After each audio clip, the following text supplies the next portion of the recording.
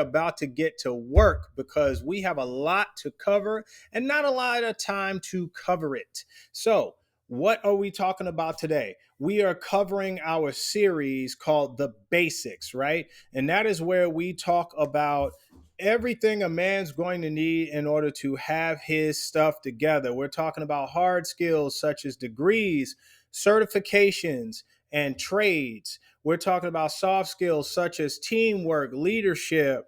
We're talking about budgeting, paying yourself first, credit, investments, and time management. Yes, and today we are going to be covering credit. You guessed it. If you didn't, you still did. No one knows. All right. All right. So we're going to be covering credit and we're going to jump right into this. Now, you can obviously see my screen. All right, what is credit? Okay. Credit is the ability of a customer to obtain goods and services before payment based on the trust that payment will be made in the future.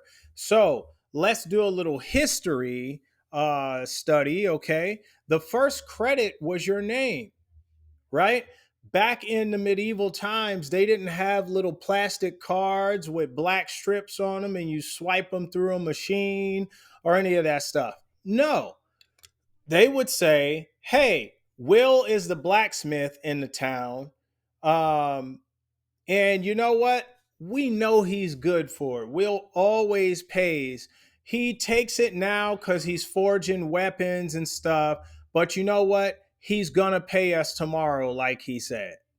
And that was the first credit, right? So making good on your word was the first credit. Now we have all these intricate systems that track your credit, and I won't steal my thunder. I won't get ahead of myself, but that is what credit is. In layman's terms, it is how a business deems you worthy of borrowing money based off of how likely you are to cover it or pay it back. I almost got ahead of myself. I don't want to do that. So that one's really quick and easy, right? Let's move on to the next tab. Let's answer the next question.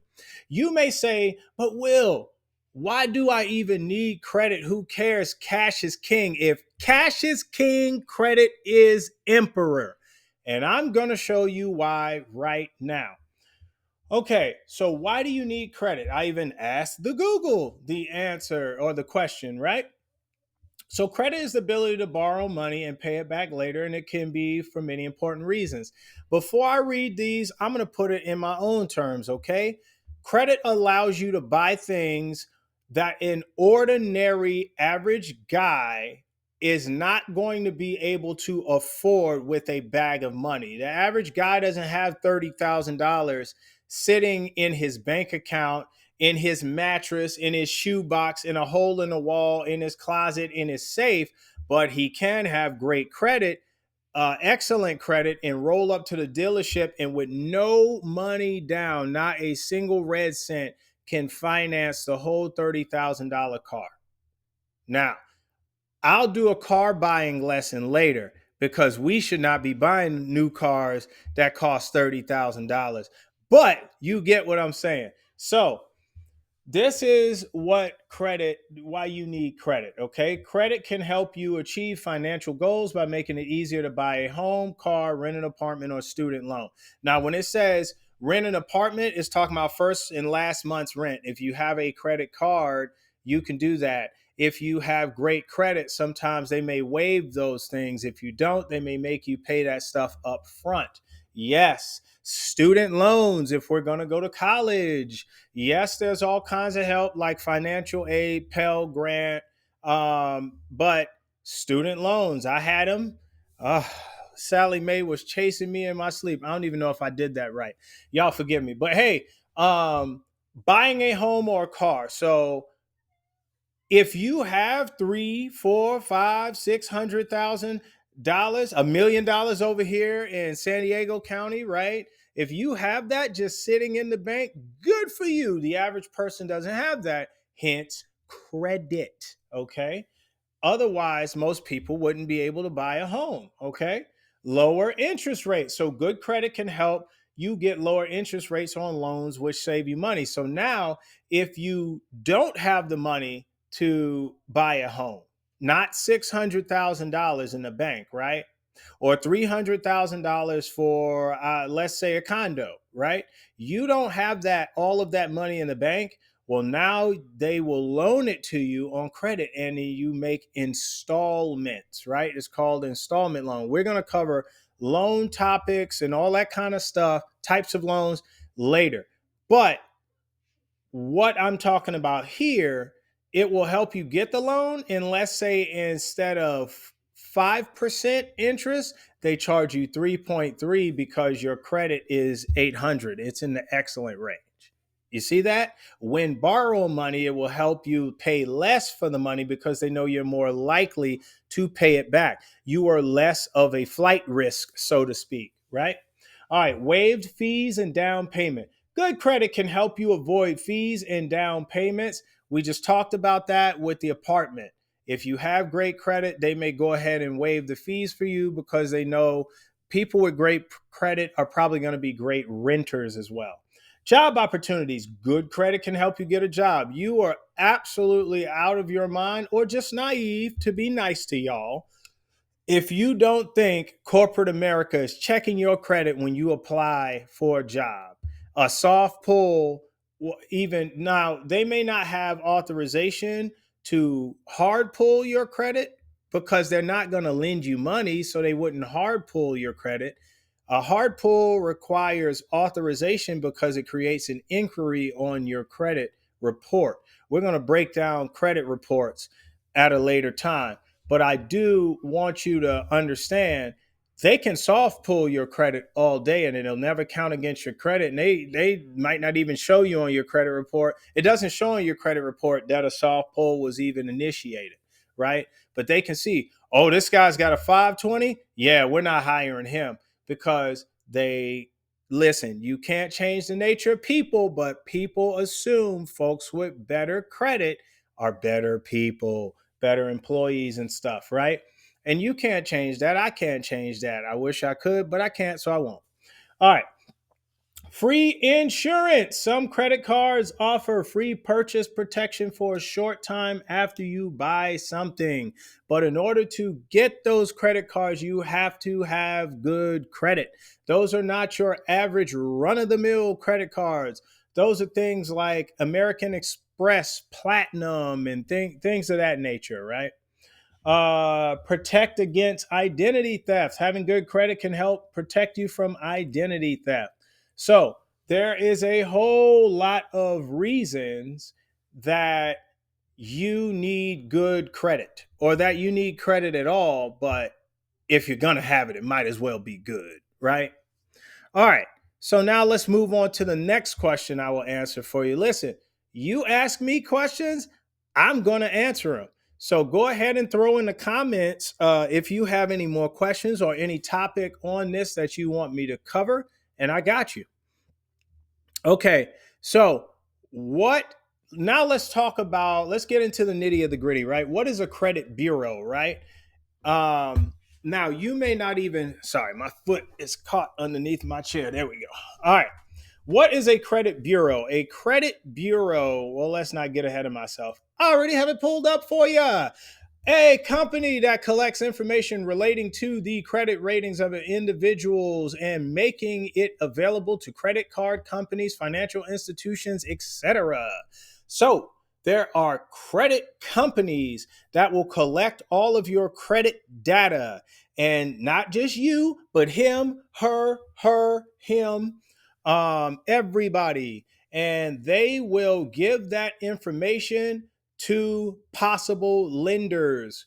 So notice it doesn't just say banks or credit bureaus, it says financial institutions or lending institutions, right?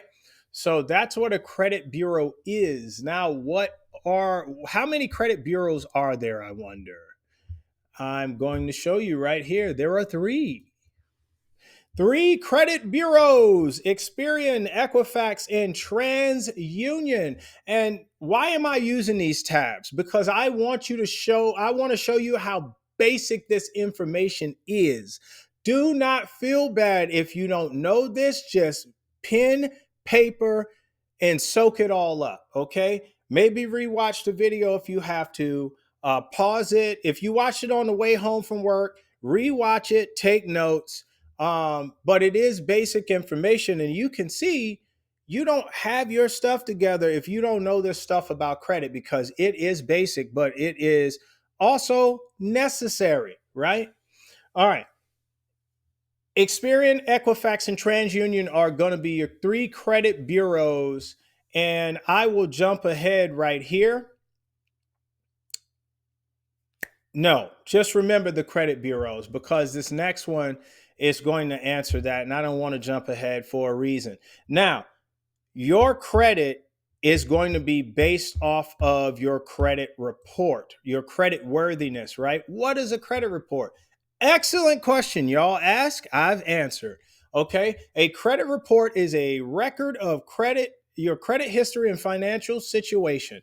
So it's going to include things like your name, your birth date, your aliases, anything else you are known as, past addresses. It's going to do a full profile on you, and then it'll get into the financial information, talking about your credit accounts if you have some that are still open. Now, that could be a revolving credit, like a credit card. That could be installment payments, like a student loan that already has a total amount that you're going to pay with an interest, and they just cut it up into payments, installments, right? You're paying installments of the loan, right? Your payment history, on time or late payments, your current debt. Now, if you are green all the way, so what it'll do is it'll show 24 squares, right? 12 across, 12 long on the top, 12 on the bottom. And those are months, right? So it'll have a month with a year, right? And if all of them are green, you've paid everything on time. Good to go. But if some of them are yellow, that's 30, 60, or 90 days. If some of them are red, you've defaulted on the loan. I think red is like 90, 120 days past due or something. You probably defaulted on the loan. It's got repossessed, all kinds of stuff like that. Story time. So I've actually had a car repossessed before. Not the greatest day of my life, okay? I was actually asleep. My cousin came running and knocking on the door of my room, and she said, "Hey, they're outside. They put your car on the truck. They're asking for the key. They've got low jack on the car." So they came, they got my car. Long story short, I'm from New York. I went to college. I was trying to start out, and had a lot of student loans, didn't want to take anymore. Life was really hard starting out, trying to get these hard skills that I'm telling you guys about now. And I just wasn't making enough money to pay my car insurance. I had a story time, right? Story time within a story time. My first car was actually a 1989 Jetta GLI. I'm going to tell these story times in a different video. I don't want to stray too far from the topic, but I've been there, and that's what I want to tell you guys. If this have happened to you, don't worry, you can come back, right? My first car was a 1989 Jetta GLI, right? Speed manual. I was 19, that car was 17, right? And I don't even remember why I began telling you about this car. But I had a '06 Sentra. That's the car that got put on the back of the truck and taken off. I came and gave them the key. They drove off. It got sold at an auction for like 9 grand. I owed another four on it because the worth of the car was 13. And so I had to end up paying that car loan, not having the car. And I ended up joining the Navy. That was like my last straw. I joined, that was in '08. That was the end of March in '08. And I joined the Navy after that. And you know what? I was the fat guy in the gym because I could tell somebody how to grow their credit or build their credit but mine sucked at the time. And I had to month by month by month pay every cent back, make on time payments to get all that stuff green again for 24 months. So it takes 2 years. If you really want to repair all your credit, you can do it faster than that with on time payments, but it really starts to kick in at 2 years because all your stuff will be green. That's when you start winning, okay? All right. Now, the credit report, we already went over what it shows. All right. So you're like, okay, a credit report shows my profile and any credit accounts that I have, past addresses, aliases that I might be known by. Got it. When does a credit report start? Excellent question. You guys asked, so I'm going to answer you. Your credit report starts when you are 18, okay? When you are 18. Now, here's a cheat code for you, okay? If you guys have children and you want to set them up for success and you don't want them at 18 to start with no credit, because no credit is actually worse than having bad credit because they don't know anything about you. Somebody with bad credit, let's say they paid their stuff on time for 6 months and their credit score is coming up. It's no longer a 380, it's like a 520 or 540. It's a 600, right? They can see them creeping back up with good payments, right? But somebody with no credit, they know nothing about you. So that person can explain, I fell on hard times. This is what I was going through. Look at the job I have now. Look at how much money I get paid. I have, I've passed the probation period. This is my bonuses. These are my raises. This is my position at the job. If you need a reference, here it is. They can see that with somebody with bad credit, but somebody with no credit, they can't see that. So if you really want the cheat code, and this is a whole conversation about building generational wealth and getting your children to start off better. This is what you do. But only do this. I'm going to warn you. Only do this if you know you are good with credit. You better be immaculate because I would be upset if my parents did this and ruined my credit. You can add your kids to a credit card that you have open, and I'm going to talk about this later, and you can add them at the age of 3, and guess what, when they're 18 they'll have 15 years credit history. It's a little tidbit. All right, now, how do you get a copy of your credit report? First of all, let's go over why you need it because I'm pretty thorough over here, but I didn't pull this tab, but I can explain this because I know all this information. Again, it's basic, okay? So, why do you need to look at your credit report? Simple. Because what if your name is wrong? What if they have an alias that you are not known by? You need to dispute that information with whatever credit bureau has it. There's 3 different bureaus, so you'll have 3 different credit reports. If it's on the Experian credit report, then you need to file a dispute with them. I was never known as Pee Wee. I was never known as John, whatever it is, that they have on there. That's not me, right? So you need to dispute that information. Also, let's say there is an account for JPM, right? On your credit report, that's JP Morgan Chase, right? Actually, I think it's JPCB. JPCB. Yeah. JP Morgan Chase Bank, something like that. And you don't have Chase Bank.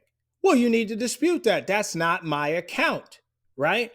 If you don't know it, you might not know it's there if you don't check your credit reports. And why would you not do that, right? So let me show you how to get your credit report for free.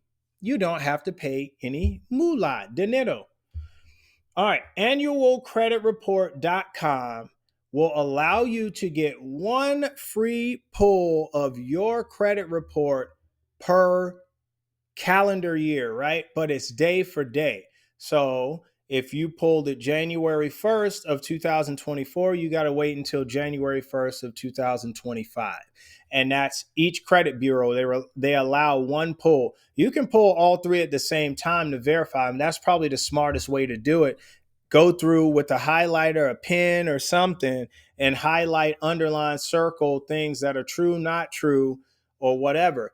Now, if you see some things, I'm gonna get ahead of myself here. If you may see some things on Experian, but not see on TransUnion, and you may see something different on Equifax that's not on either one of those. And that is because all lending institutions do not report to all bureaus. It actually costs money for the lending institution to report your credit information to a bureau.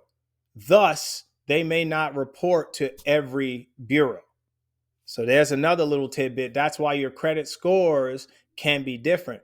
Oh, just got ahead of myself. No, I did not introduce the topic before letting you know it was coming. All right. So now your credit worthiness, right? My foot stuck again. I keep moving my feet today. All right. I'm a real person. There's no AI over here, folks. All right. Listen. So your credit worthiness is contingent upon that darn credit report. But I'm going to tell you now, it all factors into a score, a credit score. Let's look at that. A credit score is a number that represents how likely you are to repay a loan and make payments on time. That's all it is, right? And if you're talking a FICO score, look, it shows you typically the range goes from a 300, which they won't lend you the sugar for the gum you're about to chew if you have a 300. Don't even worry about it. The gumball machine won't even, you put that quarter in there, it ain't giving you the gum. No. Okay, it will do that. So 850 being the highest, right? I came back and I had an 820 or 830 with the bureaus after having a 520 in 2009, right? You can do it, and I can show you how. You just have to ask the right questions. If you want more information, you want to ask these questions in the comments. I will get back to you. I will do another video, or I'll do some shorts and let you know. Okay, you can email me too if you feel free to do that. The Blacksmith Podcast at gmail.com. Okay. So the credit score ranges from 3 to 850, and it just shows your credit worthiness, right? So excellent credit will be 700 and something, like 740 and up, something like that. Then you have great credit, high six to like 700. Then you'll have like good, fair, poor. I don't know what's underneath that. Don't even start me to line. All right. So, all right. The last thing we'll go over, right, that I have scripted to go over, right, is what makes up a credit score? Like, what do they look at? And remember this rule: 35, 30, 15, 10, 10. That's 100%, right? 35, 30, 15, 10, 10. You don't know what I'm talking about? You will now. 35% of your credit score is your payment history, right? 30% of your credit score are the amounts that you owe. 15% of your credit score is the length of credit history. So you do not want to be closing credit cards just because it was behind and you owed $4,000 and you finally caught it up and then close it because it's bad. No, if that credit card was open for 5 years, your credit score is going to tank a little bit.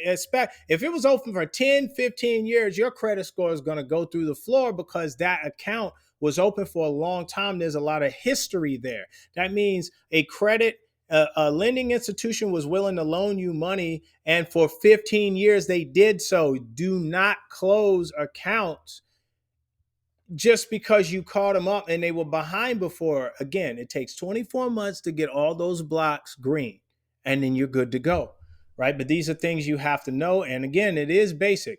10% new credit, 10% types of credit used. You see that? And that, ladies and gentlemen, that is what credit is basically about. That's the basics of it. That's the basic. Now, there's a lot more information to know about credit, but this is just the first video. Remember, the series is called The Basics. Next week, we are going to be going over investments. No, I did that with paying yourself first. Time management. That'll be the last one in the series called The Basics. And then we'll be moving towards a new series. I haven't decided what I'm going to do yet. Different types of leadership is one thing that I've been toiling with. I'm not sure. But we will have a show for you over here at the Blacksmith Podcast, because that's what we do. All right. So if you want to know anything else about credit, go ahead and put it in the comments. If you want to ask a question, I'll go ahead and answer you. If you want me to do another episode on a certain topic, home buying, car buying, I bought 2 homes now in Southern California. One back in 2013 for $393,000. My interest rate was 3.375. That house is now worth $900 million. And then the home I'm living in now, I bought this one in 2022, Valentine's Day, for $680. It's worth about $780 now. So if you want to see more content, please let me know and I will do that. If you like this content, please hit that like button, share it with somebody that it can help, and please subscribe. There's good content over here. It's good, clean content. I try to be entertaining, but mostly I just really try and get the information out to y'all, because you guys really need to know this stuff. And these are things I wish my dad didn't teach me some of this stuff, because especially financial, I had to learn on my own. He didn't know. So how's he going to teach me if he didn't know? So if your dad was like my dad and he didn't know, come over here to Blacksmith Podcast. We'll learn together. And as always, folks, Blacksmith Podcast out. I will see you next time.